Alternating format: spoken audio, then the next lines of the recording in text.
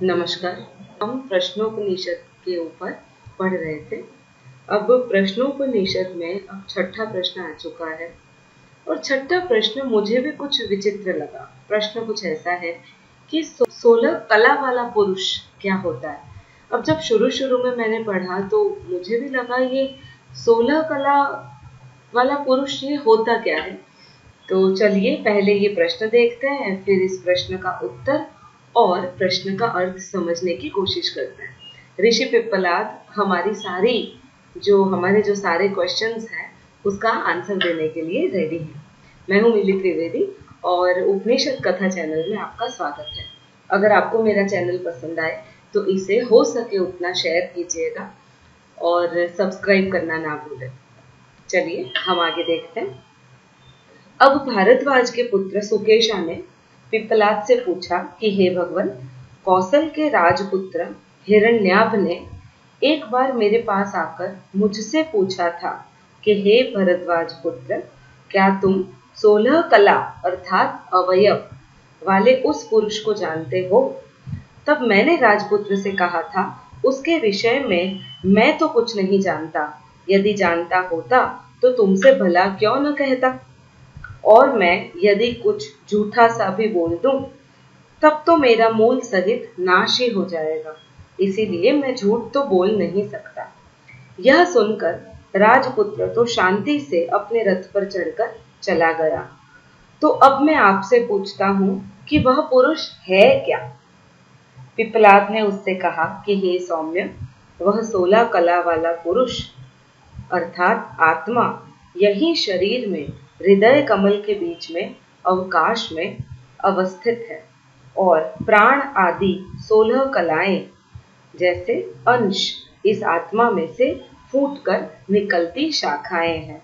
उस पुरुष ने अंतस्थ आत्मा ने सोचा कि इस शरीर में से कौन सा ऐसा कुछ तत्व चला जाता है कि जिससे मुझे ऐसा लग रहा है कि मानो मैं ही शरीर में से चला जा रहा हूँ, और इसी तरह से शरीर में ऐसा कौन है जिससे मुझे लगता है कि मानो मैं ही शरीर में हूँ।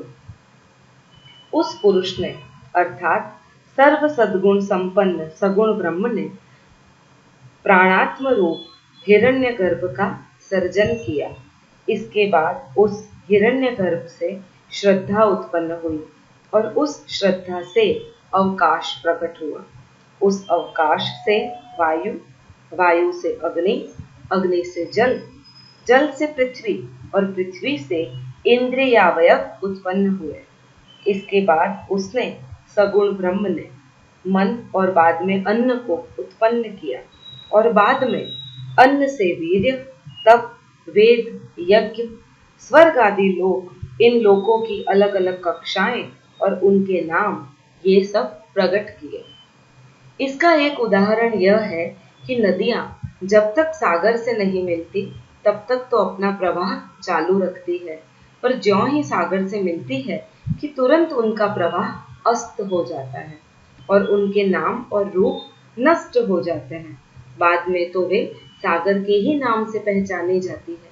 ठीक इसी तरह अपने सही स्वरूप को जानने वाला ज्ञानी उस पुरुष की अर्थात सगुण ब्रह्म की ओर गति करता हुआ जब उससे मिल जाता है तब उसकी ये प्राण आदि 16 कलाएं अस्त हो जाती है और वह स्वयं पुरुष सगुण ब्रह्म ही हो जाता है।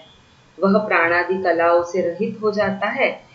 यहाँ एक और श्लोक भी है, जैसे रथ के पहियों की धुरी पर उसके आरे आश्रित होते हैं, उसी प्रकार उस पुरुष जीवन चैतन्य में गुण आधारित रहते हैं। बाहर और भीतर दोनों स्थलों में वे गुण उसी पर आधारित है। इस पुरुष के सच्चे स्वरूप को जानने का प्रयत्न करो। यदि तुम उसे जान लोगे तो मृत्यु तुम्हारा स्पर्श करने में समर्थ नहीं होगी। पिप्पलाद ने अपने उन ऋषियों से, अपने उन शिष्यों से कहा कि परब्रह्म के संबंध में मैं इतना ही जानता हूँ, इसके संबंध में मैं और अधिक जानना कुछ बाकी नहीं समझता हूँ और अर्थात कुछ बाकी भी रहता नहीं है। इसके बाद उन शिष्यों ने उन पिप्पलाद ऋषि की पूजा करते हुए कहा कि आप तो हमारे पिता हैं जिन्होंने अविद्या के उस पार तक पहुंचा दिया है। परमर्षि, ऐसे आपको हमारा नमस्कार हो, नमस्कार हो। इसी प्रकार प्रश्नोपनिषद समाप्त होती है। ओम शांति शांति शांति। अब मैं ये बताना चाहूंगी, प्रश्नोपनिषद में कुल 6 प्रश्न थे। हर एक प्रश्न आपको आपकी आत्मा के अनुरूप, आपके स्वभाव के अनुरूप आपकी जिज्ञासा को शांत करती है। जैसे हर एक ऋषि पुत्र ने अपने हिसाब से प्रश्न पूछे, उसी तरह से पिप्पलाद ऋषि ने 6 प्रश्नों के अच्छे से जवाब दिए।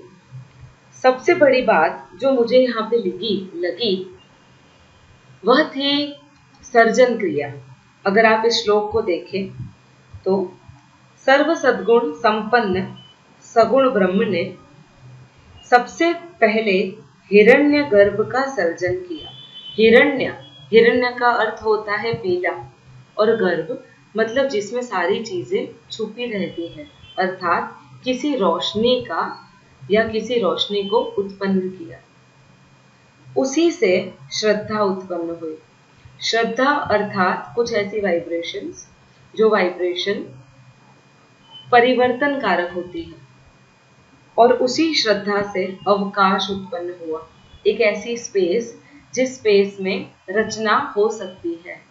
आप समझिए, अगर जगह नहीं होगी, अगर अवकाश नहीं होगा तो आप कुछ भी नहीं बना पाएंगे।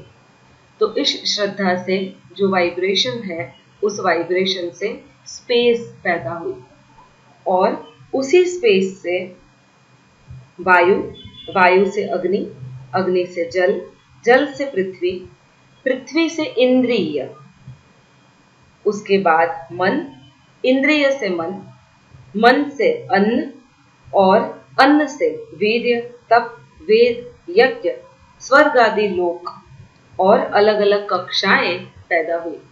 अर्थात हम ये समझ सकते हैं कि ये जो सारी उत्पत्ति है वो हमने ही की है, अगर हम ये चीज समझ ले कि हम इस आत्मा से कम नहीं है। जिस तरह से श्री कृष्ण ने अर्जुन को समझाया था, बिल्कुल उसी तरह से पिप्पलाद ऋषि ने भी अपने शिष्यों को समझाया है। मेरा सिर्फ एक ही उद्देश्य है, उपनिषदों को पढ़ना और हो सके तो इन उपनिषदों को लोगों तक फैलाना, और उसके साथ साथ खुद भी समझना, जितना समझ पाऊँ उतना समझाने या फिर बताने की कोशिश करें। अगर आपको मेरा चैनल पसंद आए तो इसे लाइक और सब्सक्राइब जरूर कीजिए, जितना हो सके लोगों में फैलाइए। और हाँ, अगर घर में बच्चे हैं छोटे तो उन बच्चों के साथ इन सब बातों को शेयर जरूर कीजिएगा। धन्यवाद।